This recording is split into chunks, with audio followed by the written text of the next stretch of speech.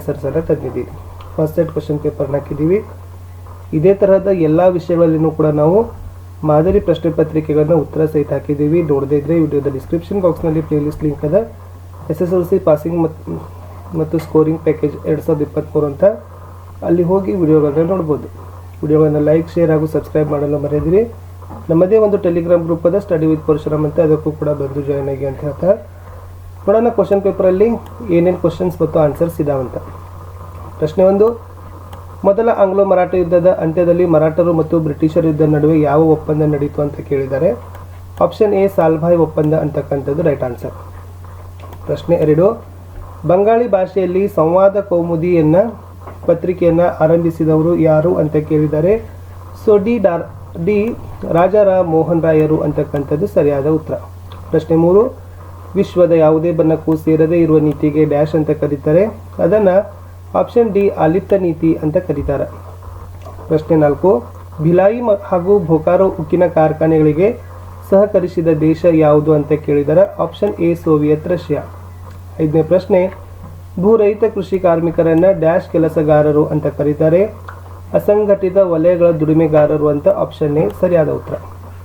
Hirakud ಅಣೆಕಟ್ಟನ್ನು dash ನದಿಗೆ ಕಟ್ಟಲಾಗಿದೆ ಅಂತ ಇದೆ. 6ನೇ ಪ್ರಶ್ನೆ ಉತ್ತರ ಸಿ ಮಹಾನದಿ. ಪ್ರಶ್ನೆ 7, ಭಾರತದ ಹಸಿರು ಕ್ರಾಂತಿಯ ಪಿತಾಮಹ ಅಂತ ಯಾರನ್ನು ಕರೀತಾರೆ ಅಂತ ಕೇಳಿದ್ದಾರೆ. Option A doctor MS Swaminathan. 8ನೇ ಪ್ರಶ್ನೆ, ಪರಿಹಾರ ಮೊತ್ತವು 1 ಕೋಟಿ ರೂಪಾಯಿಗಿಂತ ಮೀರಿದ್ದರೆ ದೂರನ್ನು ಡ್ಯಾಶ್ ಆಯೋಗಕ್ಕೆ ಸಲ್ಲಿಸಬೇಕು ಅಂತ ಕೇಳಿದ್ದಾರೆ. 8ನೇ ಪ್ರಶ್ನೆ ಉತ್ತರ ಎ ರಾಷ್ಟ್ರೀಯ ಆಯೋಗ ಅಂತಕ್ಕಂಥದ್ದು ಸರಿಯಾದ ಉತ್ತರ. ಇನ್ನು ಒಂದಂಕದ ಪ್ರಶ್ನೆಗಳಿಗೆ ಹೋಗೋದಾದರೆ 9ನೇ ಪ್ರಶ್ನೆ ಕೇಳಿದ್ದಾರೆ, ನಾಗರಿಕ ನ್ಯಾಯಾಲಯಗಳು ಯಾರ ಅಧ್ಯಕ್ಷತೆಯಲ್ಲಿ ಕಾರ್ಯನಿರ್ವಹಿಸುತ್ತಿದ್ದವು ಅಂತ ಕೇಳಿದ್ದಾರೆ. ಸೊ ಉತ್ತರ ನೋಡೋಣ, ಅದು ಯುರೋಪಿನ ಜಿಲ್ಲಾಧಿಕಾರಿಗಳ ಅಧ್ಯಕ್ಷತೆಯಲ್ಲಿ ಅಂತಕ್ಕಂಥದ್ದು ಉತ್ತರ ಇತ್ತು. 10ನೇ ಪ್ರಶ್ನೆ ಇತ್ತು, ಕನ್ನಡ ಭಾಷಾ ಪ್ರದೇಶಗಳನ್ನು ಒಟ್ಟುಗೂಡಿಸುವ ಬೇಡಿಕೆ ಇಟ್ಟು ಯಾರ ನೇತೃತ್ವದಲ್ಲಿ ಚಳವಳಿ ನಡೆಯಿತು ಅಂತ ಕೇಳಿದ್ದಾರೆ. 10ನೇ ಪ್ರಶ್ನೆಯ ಉತ್ತರ ಇತ್ತು ಎಸ್ ಅಖಿಲ ಕರ್ನಾಟಕ ರಾಜ್ಯ ನಿರ್ಮಾಣ ಪರಿಷತ್ತು ಅಂತಕ್ಕಂಥದ್ದು ಉತ್ತರ ಇತ್ತು. ಮುಂದಿನ ಪ್ರಶ್ನೆ 11, ನಿರುದ್ಯೋಗಕ್ಕೆ ಮುಖ್ಯ ಕಾರಣಗಳು ಯಾವುವು ಅಂತ ಕೇಳಿದ್ದಾರೆ. ಉತ್ತರ ಇದೆ ಮಿತಿಮೀರಿದ ಜನಸಂಖ್ಯೆ, ಹೆಚ್ಚಾದ ತಂತ್ರಜ್ಞಾನದ ಬಳಕೆ. ಪ್ರಶ್ನೆ 12, ಭ್ರೂಣ ಹತ್ಯೆ ಎಂದರೇನು ಅಂತ ಕೇಳಿದ್ದಾರೆ. ಉತ್ತರ ಇದೆ ಸ್ವಾಭಾವಿಕವಾಗಿ ತಾಯಿಯ ಗರ್ಭದಲ್ಲಿ ಬೆಳೆದ ಹೆಣ್ಣು ಭ್ರೂಣವನ್ನು ಬೆಳೆಯುವುದಂತೆ ತಡೆಯುವುದು ಅಥವಾ ಕಾನೂನುಗಳನ್ನು ಕಡೆಗಣಿಸಿ ಹತ್ಯೆ ಮಾಡೋದಕ್ಕೆ ಹೆಣ್ಣು ಭ್ರೂಣ ಹತ್ಯೆ ಅಂತ ಕರೀತಾರೆ. 13ನೇ ಪ್ರಶ್ನೆ, ಡೂನ್ಸ್ ಎಂದರೇನು ಉದಾಹರಣೆ ಕೊಡಿ. ಮೋಸ್ಟ್ ಇಂಪಾರ್ಟೆಂಟ್ ಅದ, ಈ ಕ್ವಶನ್ಸ್ ಬರ್ತಕ್ಕಂಥ ಚಾನ್ಸಸ್ ಇದೆ. ಶಿವಾಲಿಕ್ ಬೆಟ್ಟಗಳು ಸಮತಟ್ಟಾದ ತಳವುಳ್ಳ ಕಣಿವೆಗಳನ್ನು ಹೊಂದಿದ್ದು ಅವುಗಳನ್ನು ಡೂನ್ಸ್ ಅಂತ ಕರೀತಾರೆ. ಉದಾಹರಣೆಗಾಗಿ ಡೆಹ್ರಾಡೂನ್. ಪ್ರಶ್ನೆ 14, ಬೇಸಿಗೆ ಕಾಲದಲ್ಲಿ ಭಾರತದಲ್ಲಿ ಶಾಖ ಹೆಚ್ಚು ಏಕೆ ಕೇಳಿದ್ದಾರೆ. ಉತ್ತರ, ಬೇಸಿಗೆ ಕಾಲದಲ್ಲಿ ಸೂರ್ಯನ ಲಂಬಕಿರಣಗಳು ಉತ್ತರ ಗೋಳಾರ್ಧದಲ್ಲಿ ಬೀಳುವುದು, ಹೀಗಾಗಿ ಭಾರತದಲ್ಲಿ ಉಷ್ಣಾಂಶ ಹೆಚ್ಚು. ಪ್ರಶ್ನೆ 15, 3 ಹಂತದ ಗ್ರಾಹಕ ನ್ಯಾಯಾಲಯಗಳನ್ನು ತಿಳಿಸಿದೆ ಅಂತ ಕೇಳಿದ್ದಾರೆ. ಜಿಲ್ಲಾ ವೇದಿಕೆ, ರಾಜ್ಯ ಆಯೋಗ, ರಾಷ್ಟ್ರೀಯ ಆಯೋಗ. ಪ್ರಶ್ನೆ 16, ಉದ್ಯಮಿ ಎಂದರೇನು ಅಂತ ಕೇಳಿದ್ದಾರೆ. ಉತ್ತರ ನೋಡೋಣ, ಉದ್ಯಮಿ ಅಂತಕ್ಕಂಥ ಪದ ಫ್ರೆಂಚ್ ಪದ ಎಂಟ್ರಪ್ರೆನ್ರೆ ಅಂತಕ್ಕಂಥ ಪದದಿಂದ ಬಂದಿದೆ. ಒಂದು ಚಟುವಟಿಕೆಯನ್ನು ಕೈಗೆತ್ತಿಕೊಳ್ಳುವವನಿಗೆ ಉದ್ಯಮಿ ಅಂತ ಕರೀತಾರೆ. ಇನ್ನು ಎಸ್ 2 ಅಂಕದ ಪ್ರಶ್ನೆಗಳನ್ನು ತಾವುಗಳು ಉತ್ತರಗಳನ್ನು ನೋಡ್ತಾ ಇದ್ದೀರಿ. ನೋಡೋಣ ಪ್ರಶ್ನೆ ಏನಿದೆ ಅಂತ. ಎಸ್ ಬಂತು, ಅಟೋಮನ್ ಟರ್ಕರು ಕಾನ್ಸ್ಟಾಂಟಿನೋಪಲ್ ನಗರ ವಶಪಡಿಸಿಕೊಳ್ಳಲು ಕಾರಣ ಮತ್ತು ಉಂಟಾದ ಪರಿಣಾಮವೇನು ಅಂತ ಕೇಳಿದ್ದಾರೆ. 17ನೇ ಉತ್ತರ, ಏಷ್ಯಾ ಮತ್ತು ಯುರೋಪ್ ನಡುವೆ ವ್ಯಾಪಾರ ವ್ಯವಹಾರಗಳ ಕಾನ್ಸ್ಟಾಂಟಿನೋಪಲ್ ನಗರದ ಮೂಲಕ ನಡೆಯುತ್ತಿತ್ತು. ಅಟೋಮನ್ ಟರ್ಕರು ಕಾನ್ಸ್ಟಾಂಟಿನೋಪಲ್ ನಗರ ವಶಪಡಿಸಿಕೊಂಡರು. ಅಟೋಮನ್ ಟರ್ಕರು ಕಾನ್ಸ್ಟಾಂಟಿನೋಪಲ್ ನಗರ ವಶಪಡಿಸಿಕೊಂಡಿದ್ದರಿಂದ ಈ ನಗರ ಸಂಧಿಸ್ತಕ್ಕಂಥ ಎಲ್ಲ ವ್ಯಾಪಾರ ಮಾರ್ಗಗಳು ಟರ್ಕರ ನಿಯಂತ್ರಣಕ್ಕೆ ಹೋದವು ಅನ್ನೋದು ಪರಿಣಾಮ ಇತ್ತು. ಇನ್ನು 18ನೇ ಪ್ರಶ್ನೆ, ದಯಾನಂದ ಸರಸ್ವತಿಯವರ ಬೋಧನೆಗಳನ್ನು ವಿಶ್ಲೇಷಿಸಿ ಕೇಳಿದ್ದಾರೆ. ಸೊ ಇದು ದಯಾನಂದ ಸರಸ್ವತಿಯವರ ಬೋಧನೆಗಳನ್ನು ತಿಳಿಸ್ತಕ್ಕಂಥ 18ನೇ ಪ್ರಶ್ನೆ ಉತ್ತರಗಳಿದ್ದಾವೆ. ಸ್ವಲ್ಪ ಪಾಸ್ ಮಾಡಿಕೊಡ್ರಿ, ಉತ್ತರಗಳನ್ನ ಕ್ಲಿಯರಾಗಿ ನೋಡ್ರಿ. ಆಲ್ರೆಡಿ ನೀವು ಓದ್ಕೊಂಡಿದ್ದೀರಿ, ಬಟ್ ಇವುಗಳ ಸ್ವಲ್ಪ ಹೆಚ್ಚು ತಾವೇನು ಮಾಡಬೇಕು, ವಿದ್ಯಾರ್ಥಿಗಳ ಗಮನವನ್ನು ಕೊಡಬೇಕು. 19ನೇ ಪ್ರಶ್ನೆಗೆ ಹೋಗೋಣ.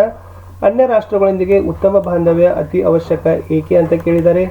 ಇಲ್ಲಿ ಇದೆ ಅಂದರೆ ಒಂದು ದೇಶ ಅಭಿವೃದ್ಧಿಯನ್ನು ಹೊಂದಲಿಕ್ಕೆ ನಾವು ಅನ್ಯ ದೇಶದವರ ಜೊತೆ ಸಂಬಂಧವನ್ನು ಬೆಳೆಸಲೇಬೇಕಾಗ್ತದೆ. 2ನೇದು, ಜಾಗತೀಕರಣ ಮತ್ತು ಆಧುನಿಕ ಯುಗದಲ್ಲಿ ಅದರ ಸಂಬಂಧ ಅನಿವಾರ್ಯ ಮತ್ತು ಅಗತ್ಯವೂ ಆಗದ. ನೆಕ್ಸ್ಟ್, ರಾಷ್ಟ್ರದ ಆರ್ಥಿಕ ಸಂವರ್ಧನೆಗೂ ಕೂಡ ಏನಾಗದ, ಸಂಬಂಧಗಳು ಬೇಕೇ ಬೇಕು ಅನ್ನೋ ಪಾಯಿಂಟ್ಸ್ಗಳು ಬರೀಬೇಕಿತ್ತು. ಮುಂದಿನ ಪ್ರಶ್ನೆ, ಎಸ್ ಮದ್ಯಪಾನ ನಿಷೇಧ ಚಳವಳಿಯನ್ನು ವಿವರಿಸಿ ಅಂತ 20ನೇ ಪ್ರಶ್ನೆ ಕೇಳಿದ್ರು. ಇದಿದೆ ಮದ್ಯಪಾನ ನಿಷೇಧ ಚಳವಳಿಯ ಉತ್ತರವನ್ನು ತಿಳಿಸ್ತಕ್ಕಂಥ ಅಂಶಗಳು 20ನೇ ಪ್ರಶ್ನೆ. ಮುಂದಿನ ಪ್ರಶ್ನೆ ಹೋಗ್ತೀನಿ. ಪ್ರಶ್ನೆ ಸಂಖ್ಯೆ 21, ಬೇಸಿಗೆ ಕಾಲದ ಹವಾಗುಣದ ಪರಿಸ್ಥಿತಿಯನ್ನು ಕುರಿತು ವಿವರಿಸಿ ಅಂತ ಕ್ವಶನ್ಸ್ ಕೇಳಿದ್ದಾರೆ. ಉತ್ತರ ನೋಡೋಣ. ಬೇಸಿಗೆ ಕಾಲದಲ್ಲಿರ್ತಕ್ಕಂಥ ಹವಾಗುಣದ ಸ್ಥಿತಿ, ಇದು ಒಂದು 5 ಪಾಯಿಂಟ್ಸ್ಗಳಿದ್ದಾವೆ. ಇವುಗಳನ್ನು ಸಹಿತ ತಾವುಗಳು ಏನು ಮಾಡ್ಕೊಳ್ಬೇಕು, ನೋಡ್ಕೊಳ್ಬೇಕು. 22ನೇ ಪ್ರಶ್ನೆ, ಅರಣ್ಯ ಸಂರಕ್ಷಣೆಗೆ ಬೇಕಾದ ಕ್ರಮಗಳನ್ನು ತಿಳಿಸಿ ಅಂತ ಕೇಳಿದ್ದಾರೆ. ಸೊ ಇದಿತ್ತು ಅರಣ್ಯ ಸಂರಕ್ಷಣೆಗೆ ಇರ್ತಕ್ಕಂಥ ಕ್ರಮಗಳು. ಕುರಿ ಮೇಯುವುದನ್ನು ತಡೆಗಟ್ಟಬೇಕು, ಕಾಡ್ಗಿಚ್ಚಿನ ನಿಯಂತ್ರಣ, ಅರಣ್ಯದ ಅತಿಕ್ರಮಣದ ತಡೆ, ಅರಣ್ಯ ರೋಗಗಳ ನಿಯಂತ್ರಣ, ಇವೆಲ್ಲವುಗಳನ್ನು ಸಹಿತ ಬರೀಬೇಕಿತ್ತು. ಮುಂದಿನ ಪ್ರಶ್ನೆ, ಉದ್ಯಮಶೀಲತೆಯ ಗುಣಲಕ್ಷಣಗಳು ಯಾವುವು ಅಂತ ಕೇಳಿದ್ದಾರೆ. ಸೊ 23ನೇ ಪ್ರಶ್ನೆ ಉತ್ತರ ಬಂತು. ಇದು ಉದ್ಯಮಶೀಲತೆಯ ಗುಣಲಕ್ಷಣಗಳು ಆಗಿತ್ತು. ನೆಕ್ಸ್ಟ್, ಗ್ರಾಹಕನೋರ್ವ ತನ್ನ ದೂರುಗಳನ್ನು ಸಲ್ಲಿಸಲು ಬೇಕಾದ ಮಾಹಿತಿಗಳು ಯಾವುವು ಅಂತ ಕೇಳಿದ್ದಾರೆ, ಅಥವಾ ಯಾವ ಅಗತ್ಯ ದಾಖಲೆಗಳನ್ನು ಕೊಡಬೇಕಂತ ಕೇಳ್ತಾರೆ. 24ನೇ ಪ್ರಶ್ನೆ ಇದಿತ್ತು. ಸೊ ನಾವು ಗ್ರಾಹಕ ನ್ಯಾಯಾಲಯಕ್ಕೆ ದೂರನ್ನು ಸಲ್ಲಿಸಬೇಕಾದ್ರೆ ಇಷ್ಟೆಲ್ಲ ಮಾಹಿತಿಗಳನ್ನು, ದಾಖಲೆಗಳನ್ನು ಕೊಡಲೇಬೇಕು. 3 ಅಂಕದ ಪ್ರಶ್ನೆಗಳಿಗೆ ಹೋಗೋಣ. ಈಸ್ಟ್ ಇಂಡಿಯಾ ಕಂಪನಿ ದೇಶದಲ್ಲಿ ಬ್ರಿಟಿಷರು ರೂಪಿಸಿದ ನ್ಯಾಯಾಂಗ ವ್ಯವಸ್ಥೆಯನ್ನು ವಿಶ್ಲೇಷಿಸಿ ಕೇಳಿದರೆ ಬ್ರಿಟಿಷ್ ಕಾಲದ ನ್ಯಾಯಾಂಗ ಪದ್ಧತಿ ಅಂತಲೂ ಕೂಡ ಕ್ವಶನ್ಸ್ ಬರ್ತದೆ. ಇದು ಇತ್ತು ವಾರ್ನ್ ಹೇಸ್ಟಿಂಗ್ಸ್ ಅವರ ಒಂದು ಕಾಲದಲ್ಲಿರ್ತಕ್ಕಂಥ ನ್ಯಾಯಾಲಯದ ಪದ್ಧತಿಗಳು. ನೋಡ್ಕೊಡ್ರಿ, ಆನ್ಸರ್ ತುಂಬಾನೇ ಚೆನ್ನಾಗಿದ್ದಾವೆ. ನೆಕ್ಸ್ಟ್, ಸ್ವಾಮಿ ವಿವೇಕಾನಂದರು ಯುವಶಕ್ತಿಯ ಪ್ರೇರಕರಾಗಿದ್ದರು, ಹೇಗೆ ಸಮರ್ಥಿಸಿರಿ ಅಂತ ಕೇಳಿದ್ದಾರೆ. ಇದಿತ್ತು ಸ್ವಾಮಿ ವಿವೇಕಾನಂದರು ಯುವಶಕ್ತಿಯ ಪ್ರೇರಕರು ಅಂತ ತಿಳಿಸ್ತಕ್ಕಂಥ ಪ್ರಶ್ನೆ ಉತ್ತರ. 27, 1857ರ ದಂಗೆಗೆ ಆರ್ಥಿಕ ಬದಲಾವಣೆಗಳು ಕಾರಣ ಕೇಳಿದ್ದಾರೆ, ಅಥವಾ ಆರ್ಥಿಕ ಕಾರಣಗಳು ಅಂತಲೂ ಕೂಡ ಕರೀತಾರೆ. ಸೊ ಇದಿತ್ತು ಇಂಗ್ಲೆಂಡ್ ಕೈಗಾರಿಕಾ ಕ್ರಾಂತಿ. ಆಮೇಲೆ ಇಷ್ಟೆಲ್ಲ ಪ್ರಶ್ನೆಯ ಉತ್ತರಗಳ ಪಾಯಿಂಟ್ಗಳು ಆಗಿತ್ತು. 28ನೇ ಪ್ರಶ್ನೆಗೆ ಬರ್ತೀನಿ. ಭ್ರಷ್ಟಾಚಾರ ನಿವಾರಿಸಲು ನೀವು ಸೂಚಿಸ್ತಕ್ಕಂಥ ಕ್ರಮಗಳು ಯಾವುವು ಕೇಳಿದ್ದಾರೆ. ಇದಿತ್ತು ಭ್ರಷ್ಟಾಚಾರವನ್ನು ನಿವಾರಣೆಗಾಗಿ ನಾವು ಈ ಕ್ರಮಗಳನ್ನು ಏನು ಮಾಡ್ಬೋದು, ಸೂಚಿಸ್ಬೋದು.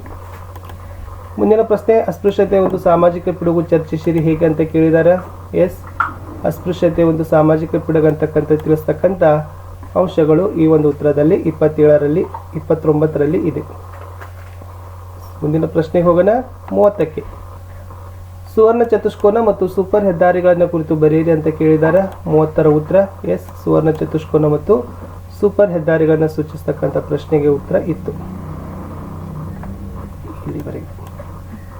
ಮುಂದಿನ ಪ್ರಶ್ನೆ, ಕೈಗಾರಿಕಾ ಪ್ರದೇಶಗಳ ಬಗ್ಗೆ ಪ್ರಶ್ನೆ ಇತ್ತು. ಭಾರತದಲ್ಲಿರ್ತಕ್ಕಂಥ ಪ್ರಮುಖ ಕೈಗಾರಿಕಾ ವಲಯಗಳು ಇವೆಲ್ಲ ಏನದಪ್ಪ ಅಂದ್ರೆ ಭಾರತದ ಮುಖ್ಯ ಕೈಗಾರಿಕಾ ವಲಯಗಳೇ ಆಗಿದಾವೆ. ಮುಂದಿನ ಪ್ರಶ್ನೆ, ಗಾಂಧೀಜಿಯವರ ಗ್ರಾಮ ಸ್ವರಾಜ್ಯ ಕಲ್ಪನೆಯನ್ನು ಕೇಂದ್ರೀಕರಣದ ಹಿನ್ನೆಲೆಯನ್ನು ತಿಳಿಸಿರಿ ಅಂತ ಕೇಳಿದ್ದಾರೆ. ನೀವು ನಲ್ಲಿ ಇದೇ ತರನಾಗಿ ಪಾಯಿಂಟ್ಸ್ಗಳನ್ನು ಹಾಕಿ ಬರೀಬೇಕು ವಿದ್ಯಾರ್ಥಿಗಳೇ. ಅಂದ್ರೆ ಮಾತ್ರ ತಮ್ಗೆ ಏನು ಮಾಡ್ತಾರೆ, ಮಾರ್ಕ್ಸ್ಗಳನ್ನು ಕೊಡ್ತಾರೆ, ಇಲ್ಲಾಂದರೆ ಮಾರ್ಕ್ಸ್ಗಳು ಸಿಗೋದಿಲ್ಲ. 33ನೇ ಪ್ರಶ್ನೆ, ಬ್ಯಾಂಕ್ ಖಾತೆಯಲ್ಲಿ ಉಳಿತಾಯ ಖಾತೆ ತೆರೆಯುವ ಸಂಖ್ಯೆ ಹೇರಳವಾಗಿದೆ, ಕಾರಣ ಕೊಡಿ. ಈ ಕ್ವಶನ್ ಅಂತಲೂ ಕೂಡ ಈ ಕಡೆ ಬಹಳಷ್ಟು ಕೇಳ್ತಾ ಇದ್ದಾರೆ.